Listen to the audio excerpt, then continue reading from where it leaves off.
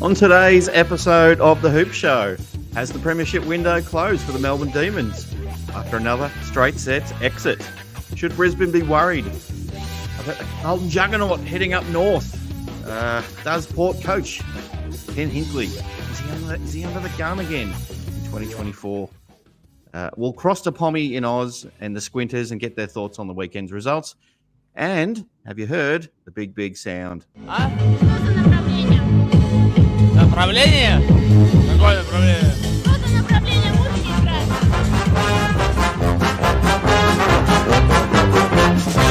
Well, there's a big sound from the west of the town. It's the sound of the mighty giant.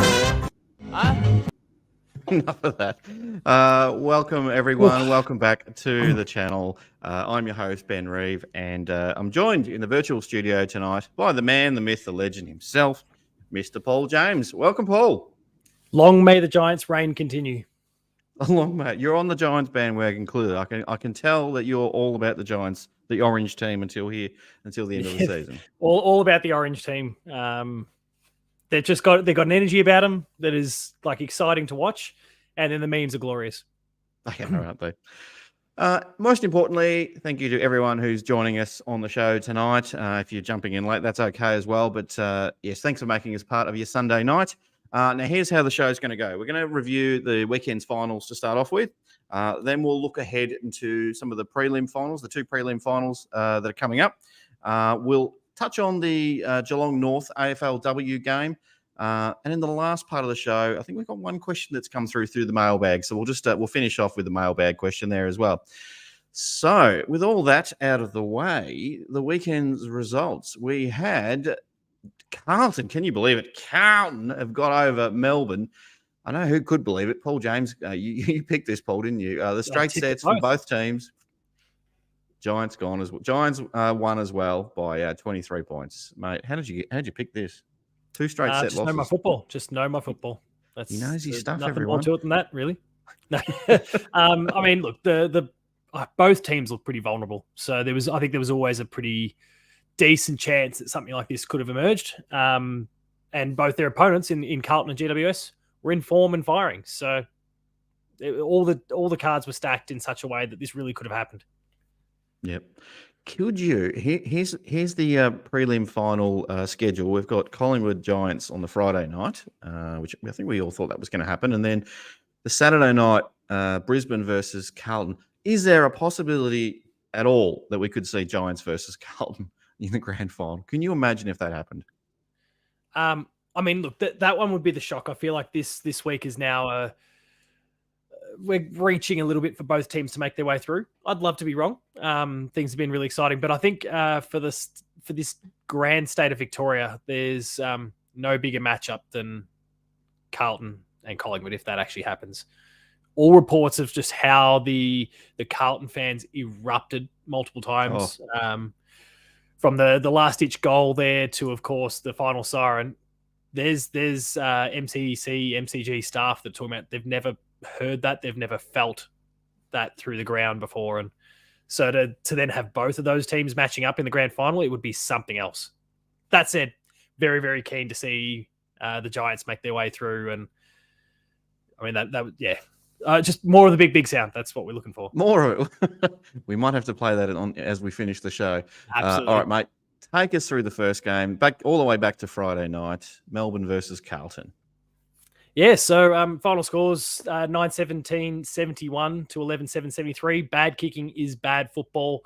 Well, as the scoreline indicates, Melbourne played a lot of bad football. So 31 disposals to Viney, 27 Oliver, 25 to Hunter, 34 to Walsh, 30 to Newman, and 27 to Paddy Cripps. Goal scorers pretty well spread when it comes to both teams, really. Smith with 3 being the standout for the Ds there. But as we look kind of deeper into their goal kicking list there, the 2-3 to both Fritsch and Pickett really highlighted the issues for them that night. Again, bad kicking is bad football, and they blew it badly. So badly.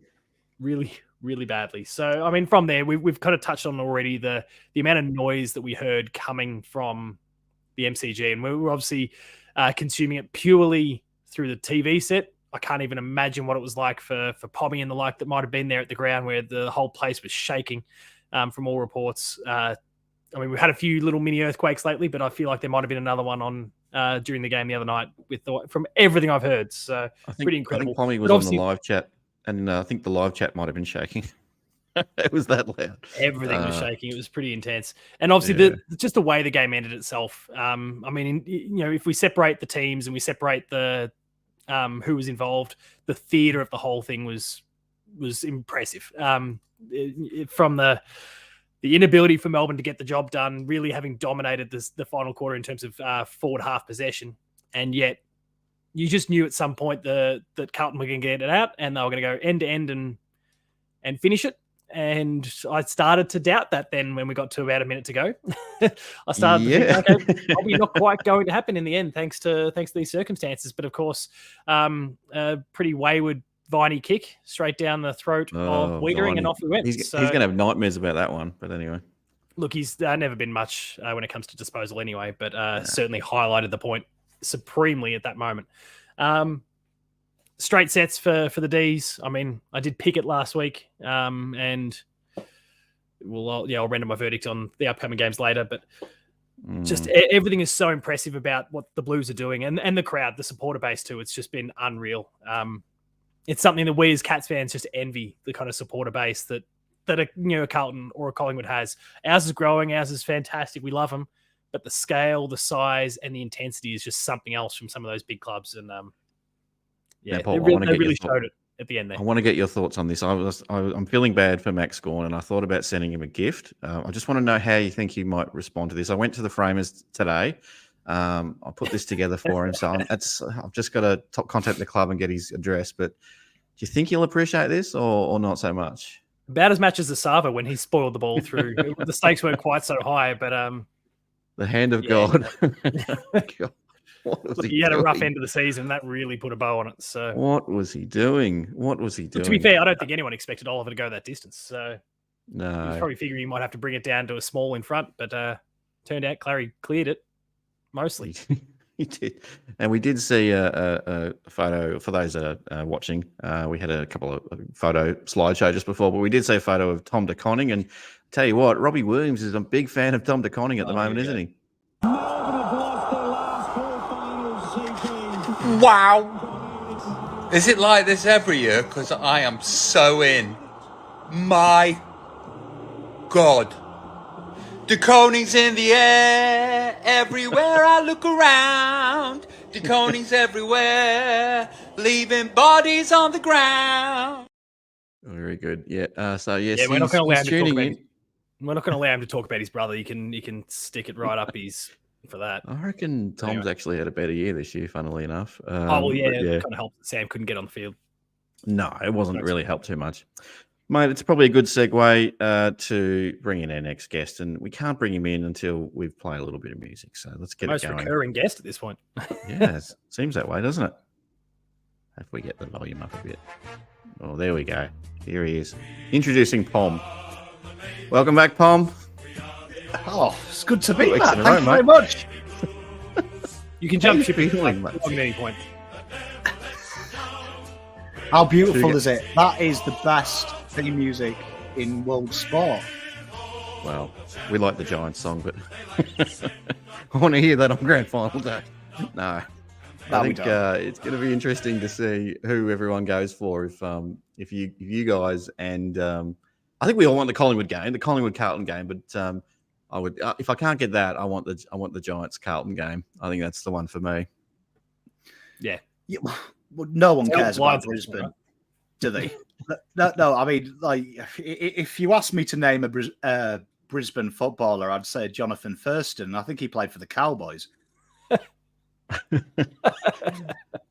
How you feeling about the game now? Because you've been busy on your show and other shows in the last couple of days. You've come down? We asked you the same question last week, but it seems like every time Carlton just has another win, and it's like, oh my God, this is getting crazy real. We thought we were going to make the finals. Well, this is what I thought Carlton supporters were thinking. We're going to make the finals. Tick on season 2023. We won a final. Oh my God, we've won 2 finals now. Oh my God, and then grand final is within reach. How's your mind, mate? Are you ready to pop? I think G-rated, please. it was round 12. It was round 12. A good friend of mine, Paolo on SEN, found when I broke the SEN phone lines when I was doing the analysis for the AFL, when I said whoever beats Collingwood versus Carlton will win the flag. And I think I broke people's hearts. So I've kind of willed it into existence in my head. I've kind of accepted that we're going all the way.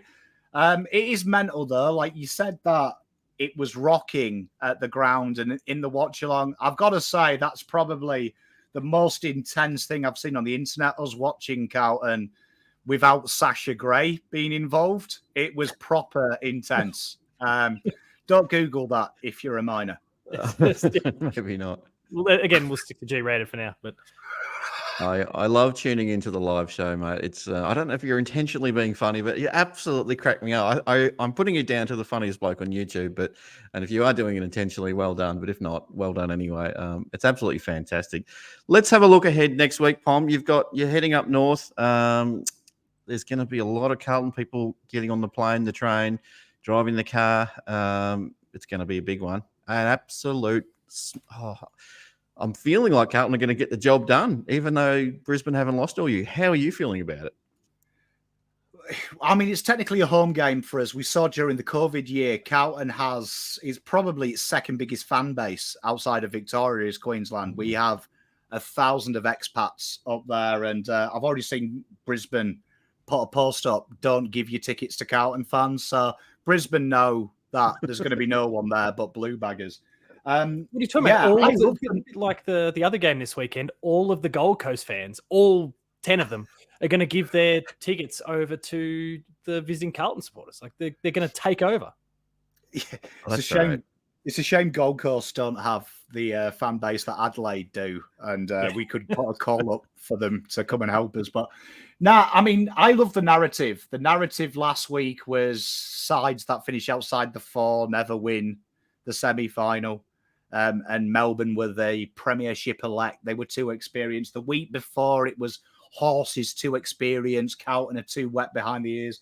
This week, it's Brisbane don't lose at the Gabba, but Brisbane always lose at the Gabba in a prelim. They have got the mental fragility now. We know all about beating Brisbane in a prelim at the Gabba. Exactly. And I reckon Brisbane are the most cozy football side to watch. They like to play a free-flowing brand. Mm-hmm. They don't know anything about physicality. And all the finals are physical, and we're up for it. And we saw Pickett cheat. He couldn't get under our skin. They don't have a tough footballer there. They have Dane Zarko, and Dane Zarko's about as tough as Braden Maynard is. He's the new Hayden Ballantyne, as far as I'm concerned. I don't like him at all.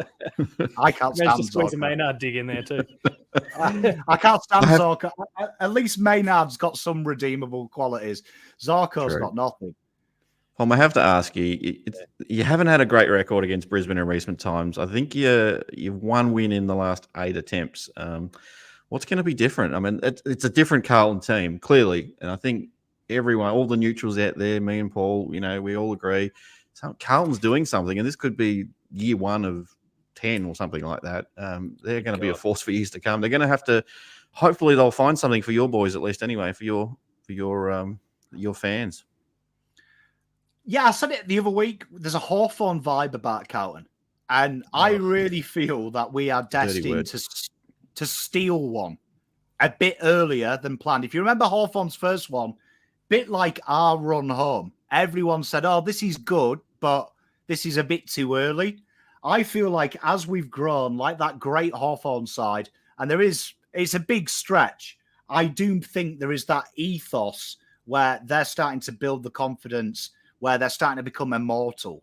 And you saw that Doherty dislocates his shoulder at halftime, Cripper breaks his nose, Wheatering gets severely winded. These boys just don't care. They're like, oh, okay, we're going to fight. We're going to play football. And you'd have to kill us. Brisbane are going to have to kill us to stop us winning next week. So they're going to have to kill us. That's how you win finals. You've just got to put your life on the line pretty much, don't you? When Cripps had his nose broken, I said it on the watch along. That's the John Wicks moment. That's when the gangster's son came home and said, I killed his dog. And the gangster's gone, what have you done? That's John Wick. That's what they did to Cripps. That's what they did to Cripps. Cripps is going to be fired up and he's ready for this. Tom, thank you so much for coming on the show. My pleasure. I sincerely hope, and I'm sure Paul agrees with me, I sincerely hope you go well. Well, not if he's going to keep making Hawthorn comparisons. Well, no, maybe you shouldn't do that, but wrong channel to be talking up Hawthorn and drawing comparisons to Hawthorn. Your team can bite it now. I don't care. You're done. I want him to win because I love having Poppy on the show. We like getting people from the winners' rooms on the show. So mate, thank you again for your time, mate. My pleasure, guys. And honestly, enjoy the rest of your week. And can't wait to see you next year. Hopefully, we can do this as a grand final preview next year. Carlton Geelong. I don't know about that, but I think we're a ways off. But you guys won't make it. We'll fingers crossed, eh? Enjoy the evening, Pom. Cheers. Thank you very much. Much love. Good on you. All right, Paul, let's move on to the next game. We've got, who have we got next? Port Adelaide versus GWS. Now, this one, I didn't enjoy this game at all. I loved what I saw from GWS. I thought they played a fantastic brand of footy, and Port Adelaide, you could tell in the first minute, really, that they just weren't going to be. I think Horn Francis scratched his eyeball or something like that. It's not happening for Port tonight. You just know when these things start going wrong early, things aren't going to. And they were just out of the game in the first half. It should have been a 10-goal lead really for the Giants early, and then. But look, Jesse Hogan, he could have had an absolute day out with 4 goals for. Toby Green doesn't do. He's an absolute star, isn't he? We all love Toby Green. And Caniglio, how good is this bloke? How good is Caniglio? He was done last year. He was gone, and all of a sudden, I'll probably get. We're not doing the votes tonight, but I'd give him the 3 votes. He'd be BOG. Easily BOG. A few more of the stats. Lockie Whitfield with the 33. Caniglio, as I said earlier, 30, and Tom Green. 29 touches there. From the other side, so I have got them the wrong way around. I thought team logos. I did it again. We can't go a week without an error, but so I was talking about the GWS Giants there. From the Port Adelaide side, we had Willie Rioli, Big Willie Energy kicking the 3 goals there. Marshall with the 2 goals, 1, and oh my lord, kicking up 1 goal, 1 there. So and Zach Butters, I think he had 4 touches in the first half there. Absolute, was a ghost, but yeah, came home hard. Dan Houston with the 22, and Boak last game possibly for Port with the 21. So yeah. So anyway, now it's my great privilege making their debut on the show is Needles and Ragnar from the Squinters. Boys, welcome to the channel. Good evening, chaps. It's very good to be here. Now, I don't know which one's which. I'll just go with Needles first. How are you feeling about the result, and then take us through where's your head at in terms of next week? Thanks very much. I'm Needles. I'm feeling well. Actually, I'm just looking at my old man Ragnar. He's got rid of his beard, so at the moment I'm having this. Other than that, football related. Most important thing is to say it's Canelio. So you kneel late at night. Canelio, yeah. People are still making that mistake. He's been in the All-Australian side like a couple of times.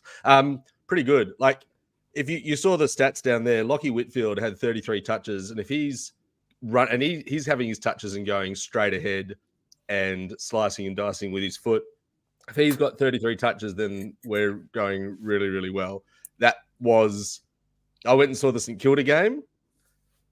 And it like the wave is a thing, like it's easy to talk about, but to see them come out as a group 4-3-4, handball, and then someone coming right through the guts, it's a really elemental type of footy. It's brilliant to watch. The team looks really well set up. There's a super balance. It's come together slowly. It was being predicted. It was predicted early. We'd get it right about round 10. We got it right about round 11, and then whooshka. That's my summary. Watch out, Collingwood. Your wave that you talk about, and again, I mean, we've cited Hawthorn when it came to the last game, and that's also a trigger topic for Geelong supporters. But the way that the Giants are playing here feels very, I hate to say it, Richmond at their peak, which another touchy subject for us as Cats fans over here. But It's got that look and feel about it with the wave. It's just that constant push forward mentality. It's fantastic, but with cleaner disposal. It's cleaner to. It's brilliant to see. I'm really, really enjoying it. And of course, it leads to wins, which then allows the song to get played on loop over. It does, and we are going to continue to play that song, and we will close out the show with that. You might have with the what are we calling that? The is he Russian? I don't know what he is. Pommy said Ragnar. The big sound. Ragnar. Pommy said they might have the best over there, but certainly what we've got for the Giants is greatly superior. Now, I assume you've got a bit of an itchy chin there. You had a bit of hair there previously, but yes, how are you feeling? I'm a little bit cold, but yeah. No, thanks for having us on, fellas. I've been looking forward to this, and yeah, what better time to come on than before a massive game at the G. Again, another one of our home grounds. We played at Adelaide 4 times this year, and I think this will be our 3rd time at the MCG. So yeah, we're happy to play anywhere. Anywhere, anytime. 11 venues with a victory. You've already won at the MCG this year, so in the finals as well. So yeah, there's no stopping you boys. There is no stopping the orange train, or the tsunami, I should say. Sorry. I can see you there on grand final day. I put some respect on the name, the orange tsunami. The orang tsunami. It's a really interesting point. And what I sort of find myself, the more people talk about it, the more I begin to agree sort of reflexively. But Phil Davis talked about the balance of the side, which I just repeated just then. But then Callan Ward last night was comparing 2016 and this year, and he said the Giants' offense in 2016 was brilliant, and like there was a wave then as well, and it was getting into Jeremy Cameron. There was a lot going on, but defensively problematic. Like defensively, we are not problematic anymore. Like Sam Taylor is as good as you'll get. Connor Iden, the POTUS, is unreal on any size of fullback, any size of defensive back. Jack Buckley, no one knows about, and Jack Buckley is about 90% as good as Sam Taylor. We were sort of talking about, he did his ACL last year. We talked, imagine he took over when Taylor got like septicemia of the joints or something like that. Jack Buckley came in and did really well in a bad year for us. We were talking amongst ourselves. Imagine if we got them together. Like, how would that go? Really well. Yeah, and then they just handed off. Well, Himmelberg. Himmelberg's the most accurate kicker in the comp for someone who's kicked over 100 goals or something, but he's an unreal backman. And then they give it to Lockie Ash and Whitfield. Like, yeah. I could go on. You can't say a bad word about your mob at the moment. Well, but you don't have to. Like, the Collingwood game, we didn't have Kieran Briggs when we got belted by 50-odd points. It's Briggs. Is he going to play? Yeah. No, I don't know. Just jab him. Are you going to do it? Are you going to do Collingwood dirty again like you did in 2019? Yeah. Jumped him in the first quarter, kicked 5 goals, and hung on for the next 2.5. Like, I vividly remember that game. I was actually playing. I play a bit of music, and I was playing at a wedding, and I was DJing by this time, and I was watching the last 2 quarters on my iPad, and it was just thrilling to watch. Just hung on because I had grand final tickets as well. So we won't talk about that. But yeah, no, it's going to be. I locked myself in the toilet. I just couldn't handle it. The son came in and opened the door and said, "Dad, who won?" Yeah, but I didn't pick the Giants to play Port Adelaide. No, I didn't pick him to beat him and I thought Port Adelaide went in deserved favourites. It's playing at home. They go all right at the Adelaide Oval. They had a really, really good season. They were a bit wounded, but they came, they came third for a reason, and only just third. But apart from the fact we didn't kick straight, we were by far the better team. And there's this mentality now, all right, we'll just go and win. There, and the Kingers was saying, well, it's tough that we've got to go play Collingwood in 6 days' time. Well, fine. They earned it. Righto, we'll go get them. And with that sort of attitude, we don't have any real injuries apart from Briggsy. And we'll see how he goes. Kingers didn't seem too concerned. I still think Collingwood go in as favourites, and that's fair enough. They have been a brilliant team all year.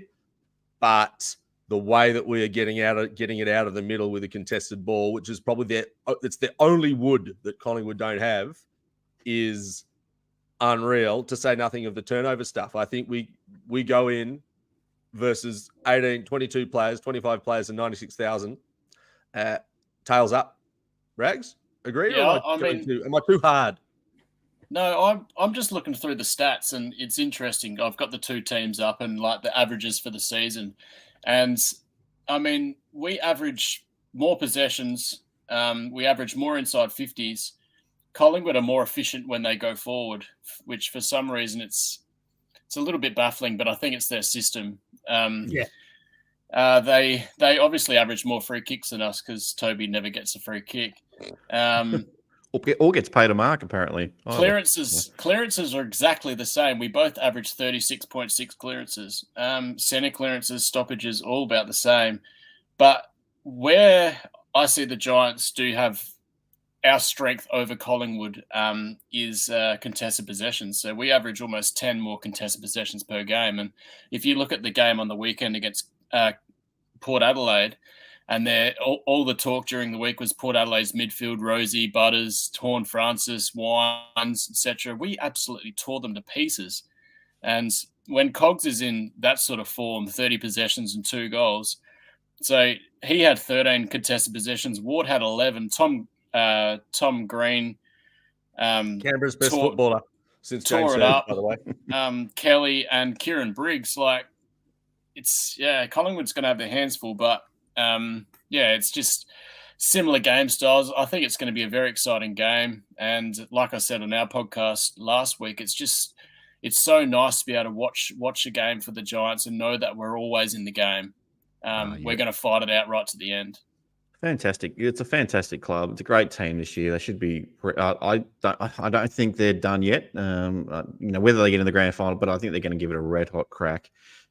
Before we let you go, I want to ask you, how are your boys going to cope with the noise? Because those Collingwood fans, they'll probably start the Collingwood in about the 10-minute mark of the first quarter. That usually bodes bad news for Collingwood supporters once they start calling that one early. It's bloody intimidating, let me tell you, when 90,000 Collingwood supporters start that up. And there's going to be a 9-to-1 ratio of Collingwood supporters there, you'd have to think. 20-1, easy. Yeah. I mean, it's going to be really. I think you either eat pressure or you suck. You get done over by it. They didn't get there in the grand final, but they did get there in the preliminary final 5 years ago. And there are a few guys who played in that. You know what it's like. Just because you don't play it often doesn't mean you're not ready to deal with it. This team gives the impression that they're ready to deal with it. They accept what's coming and they're ready to go. Yeah, it's been awesome to see, and it's causing other opposition players to crack the sads, a bit like Zach Butters with a chair on the weekend, and and at your poor trainer too, for that matter. But so hopefully they just bring that same heat and ruffle up the likes of Nick Dacos and more. It's all about the start, and if we can get a start and quieten the crowd a little bit, and accuracy for me. Mm-hmm. Every game has just been decided by accuracy. This whole final series. Yeah. Apart from both Giants games, I think we've been convincing winners over both teams, St Kilda and Port Adelaide. But all the other games, I think, have really been decided by accuracy. So if we can kick straight and make the most of our opportunities, I can't see why we won't give it a fair crack. I'll be keeping my fingers crossed because me and Paul, we love playing the song, and we'll have to play it for him before we let him go. Let's just get it going one more time. Before we let you go, here we go. Направление? Какое направление? Вот и направление музыки играет.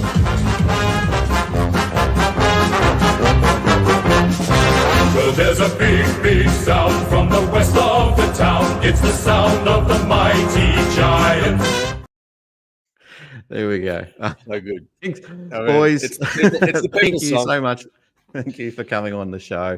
Well, hopefully you get a win, and I might even see if you're free to come on next weekend, a week after that. We'll see how we go. But if you don't win, we might have to get Swoop Luke on. We'll see. Anytime. Thanks a lot, guys. Thanks, fellas. Take Have a care. good one. See you guys. That's fine. We've got every chance we get with Paul, we've got to play that song, and hopefully there's another week of playing that. I just feel like they're probably going to fall at the last minute. But I do think it's going to be really competitive against the Pies. Yeah, it's certainly going to be a really fascinating one. Obviously, we want them to get up.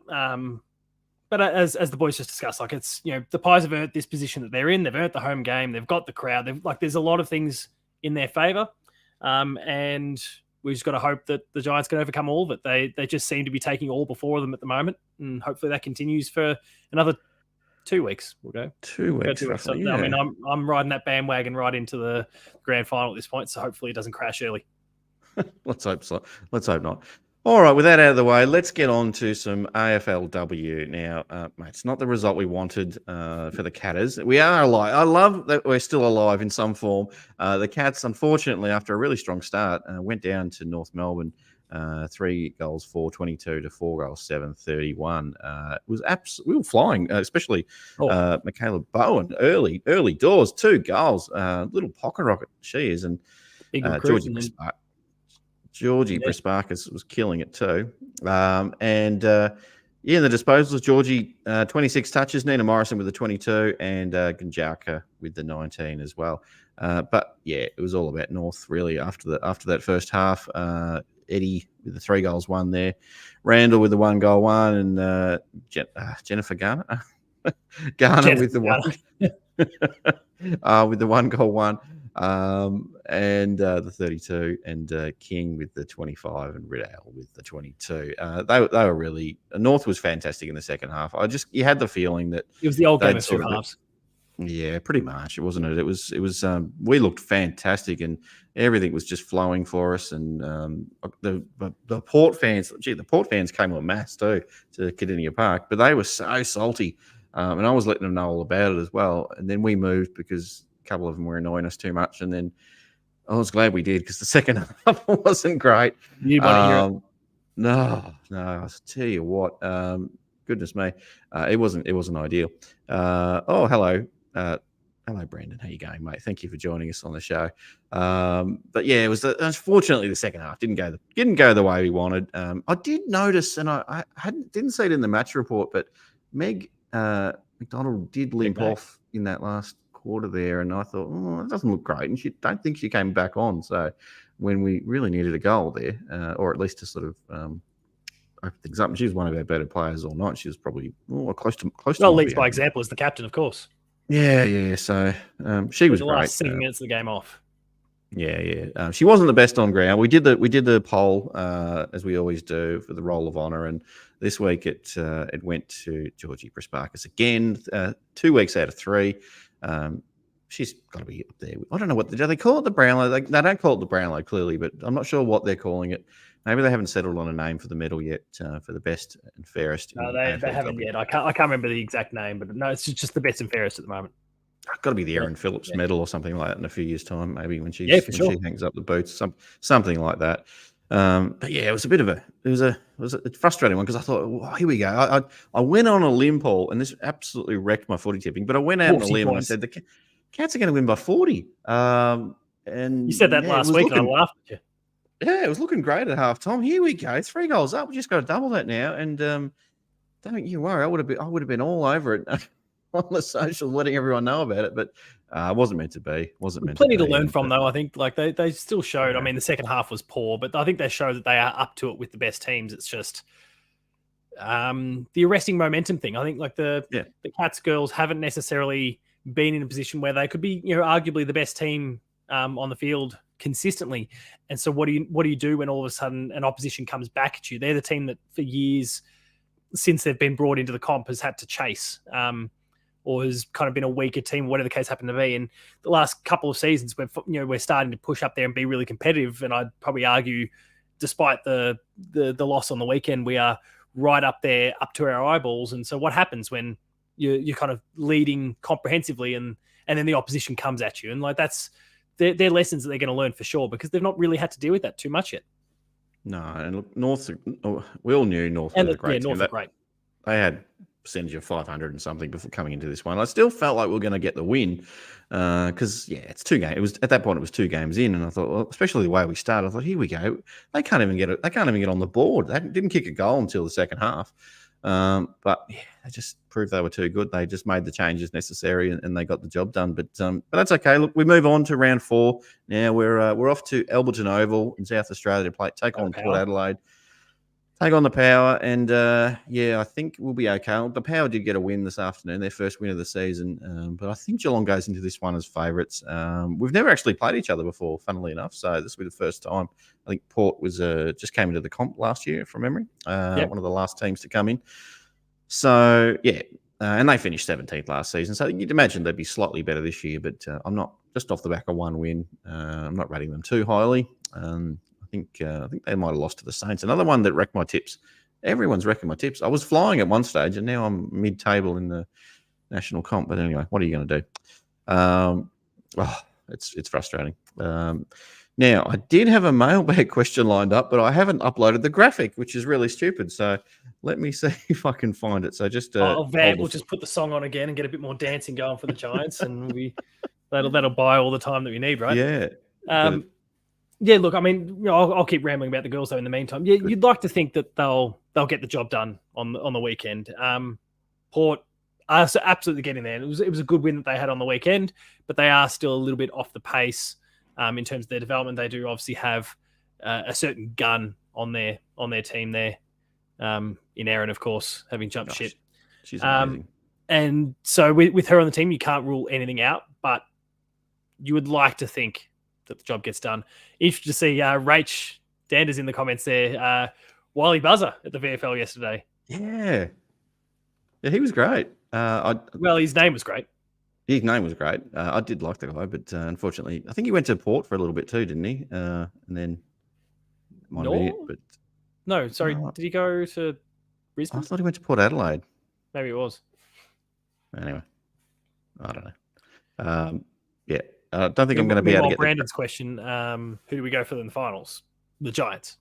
Oh, the Giants. Well, who do I want to see? I still probably want to see the Collingwood Carlton grand final. I still want that. I would love to see. Unreal. I would love to see a Carlton GWS grand final. I tell you what, I don't want to see is a Brisbane GWS grand final. I don't want to see that. No, thanks. Yeah, the old in-state grand finals. No, thank you very much. No good. All right. So I do have the mailbag question up when it loads. It's from Jared, and I'll get it there eventually. Here we go. Jared the Fox, one of our Patreon members, by the way. Who would you like to get in this trade period for the Cats, and who do you think is a realistic chance of coming to the Cats? I'll let you try and answer this one first, mate. Holy shit. Okay. I guess it is one of those real hard things because, who do I want? Well, geez, you can throw a blanket over a bunch of absolute guns in the comp that you'd love to get, but then who's actually feasible is a whole other thing. So I think it's more about kind of addressing needs. And so I guess for the Cats, we've really got to focus on the midfield, I think. That's the deficiency at the moment.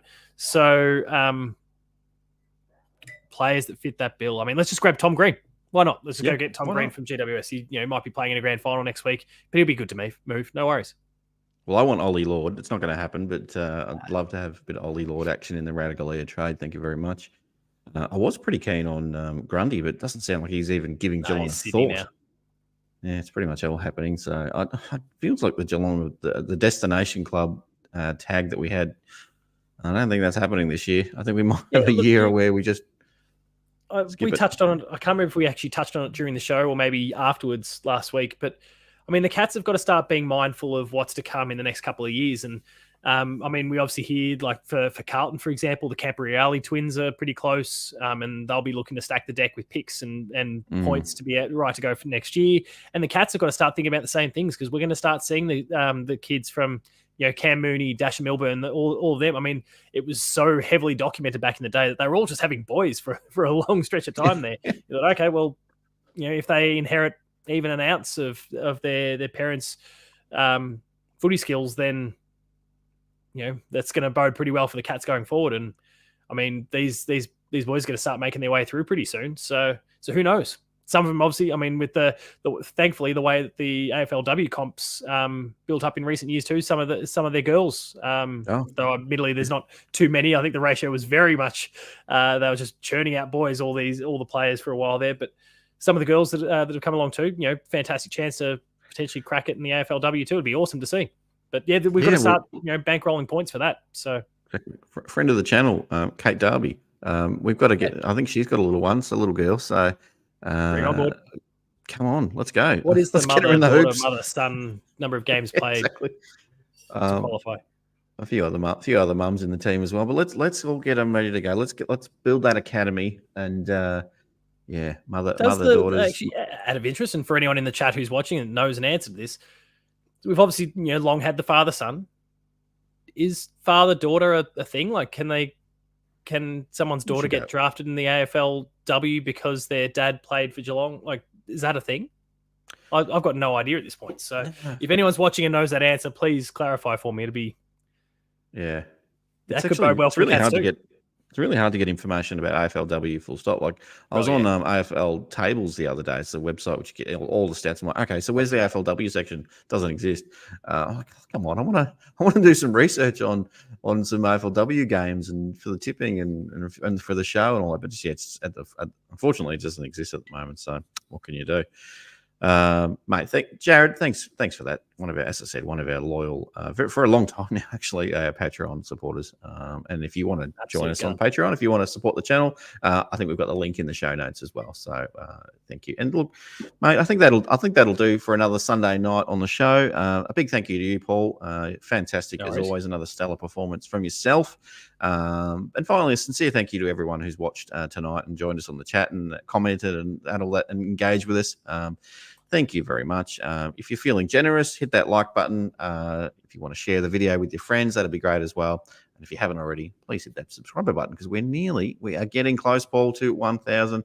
I want to get to 800, and I'll feel good when we get there. And then it's just all downhill from there, isn't it? So before we do wrap it up, because we've spoken about who we want to make it, who do you think? Like, what are your tips for this week? Okay. All right. Me first. Pies, Giants. Pies. Yeah, I think the Pies will get that job done. Yeah. I think unfortunately that's where the Giants' run comes to end. But I would happily be wrong. 10 points. I think it'd be close. But a bit like Pommy, I'm tipping a Brisbane choke. Yeah, me too. Yeah. Collingwood Carlton grand final. What are we going to do if that happens? Shut it all down. Shut it all down. We'll need multiple public holidays just for the grand final parade. Wow. Unbelievable. I'm looking forward to it. I don't know what I'm going to do. I have to think about what I'm going to do grand final day if that happens. I might get a ticket. Duck and cover is what you need to do. Duck and cover. So you come into a ticket somehow. Wave our little flag saying we're reigning premiers for as long as we possibly can. Hold it on. Well, we still are reigning premiers, everyone. Exactly. We are reigning premiers until that final siren goes on grand final day and all things going well. There's a draw and we get one more week of it. And then we're still moral reigning premiers anyway, as far as I'm concerned. We've become the Poms. Like the English cricket team have still won the Ashes. So thank you, Paul. We'll say goodbye. As we always say when we say goodbye. Thank you for watching. And remain strong and go Cats. See everyone. Take care.